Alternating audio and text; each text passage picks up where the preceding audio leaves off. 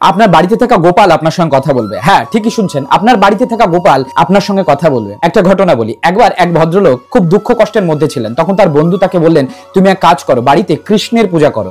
সে বাড়িতে কৃষ্ণ মূর্তি কিনে নিয়ে এসে ভগবান শ্রীকৃষ্ণের পূজা করতে শুরু করলেন, কিন্তু কোনো ফল বা পরিবর্তন হলো না। তখন সে তার বন্ধুরই পরামর্শে আবার বাড়িতে কালী পূজা করতে শুরু করলো। তখন কৃষ্ণ মূর্তিটা আলমারির উপর তুলে রাখলেন এবং বাড়িতে মা কালীর একটি বিগ্রহ কিনে নিয়ে এসে মা কালীর পূজা করতে শুরু করলেন। যখন সে মা কালীকে ধূপ দেখাতে লাগলো, তখন তার মনে হলো এই ধূপের গন্ধ আমি মা কালীর জন্য জ্বালাচ্ছি, কিন্তু আলমারির উপরে থাকা ভগবান শ্রীকৃষ্ণের নাকে যাচ্ছে না। তো তাই সে একটা কাপড় নিয়ে এসে ভগবান শ্রীকৃষ্ণের মূর্তিটাকে ভালো করে বাঁধলেন এবং তারপরে মা কালীকে ধূপ দেখাতে শুরু করলেন। আর যখনই সেই কাজটা করলেন, তখনই স্বয়ং ভগবান তার সামনে প্রকট হলেন। সেই ব্যক্তি জিজ্ঞাসা করলেন, হে ভগবান, আমি এতদিন তোমার পূজা করলাম কিন্তু তুমি প্রকট হলে না, আর আজকে মা কালীর পূজা করছি তুমি প্রকট হলে। তখন ভগবান বললেন, এতদিন তুমি বিশ্বাস করনি যে আমি এই মূর্তিতে আছি, কিন্তু আজকে মা কালীকে ধূপ দেখাতে গিয়ে তোমার মনে হলো সেই ধূপের গন্ধ আমার নাকে প্রবেশ করছে, আমিও যে নিঃশ্বাস গ্রহণ করি আমার নাকেও যে ধোঁয়া প্রবেশ করে, এই বিশ্বাসটা তোমার এসেছে, সেই বিশ্বাসেই আমি প্রকট হয়েছি। আপনার বাড়িতে থাকা ভগবানের মূর্তিকে যদি কেবলই আপনি মূর্তি মনে করেন, তাহলে ভগবান আপনার সামনে কোনোদিন ধরা দেবে না। আমরা বাড়িতে থাকা গোপালকে বলছি নিজের ছেলে, আমার ছেলে, কিন্তু নিজের ছেলে কি আদৌ মনে করছি না লোক দেখানোর জন্য ভিডিও করছি?